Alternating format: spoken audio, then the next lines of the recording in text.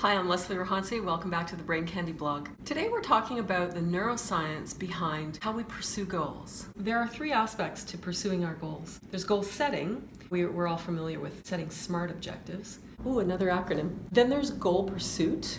So it's really how are we going after that? What is the context that we're in? How are we staying on track in order to get to that destination? And then goal maintenance. And that's really forming a habit so you don't have to consciously think about it every time. So if you think about this as a metaphor for taking a road trip, let's say we're going to Niagara Falls. There's the antecedents of that trip, which is, what are you deciding to pack in your suitcase? What are you bringing? There's the actual integration of going there. And then what is the maintenance? What are you appreciating when you arrive?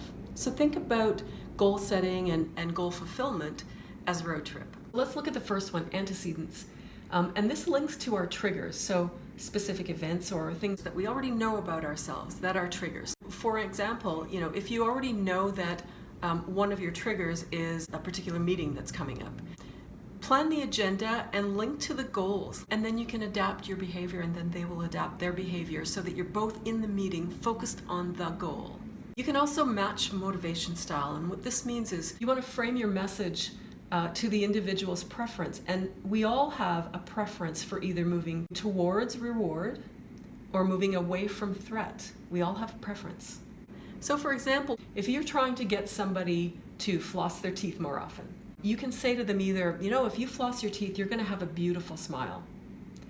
Or you can say, if you don't floss your teeth, you're going to need some serious dental work down the line.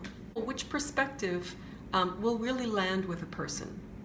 You can also create the social context. If there's a perceived closeness and a relatedness, that's really key when you're trying to connect others into your vision for your goal. Social obligation is another one, and fear of letting other people down. The second one is around integration, and that's really the how of actually taking the road trip. So what does the roadmap look like? What route are you going to take?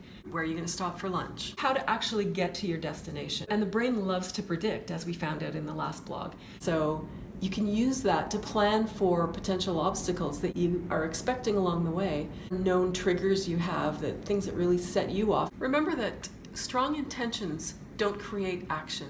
Strong preparation and planning creates action. So this planning helps our brain decrease the distractions and the perceived barriers, real or not real, because you don't have to consciously think about them as much. Now, moving on to maintenance. How does your brain turn a goal into a habit?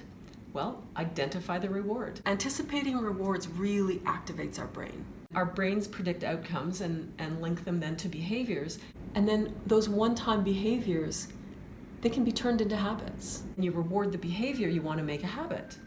Then frequent repetition turns it into that habit, and that's initiated by stable clues like the context that you're in or the people that you're with. Eventually that becomes independent of reward. So you don't have to always be rewarding, it just becomes part of your innate way of going.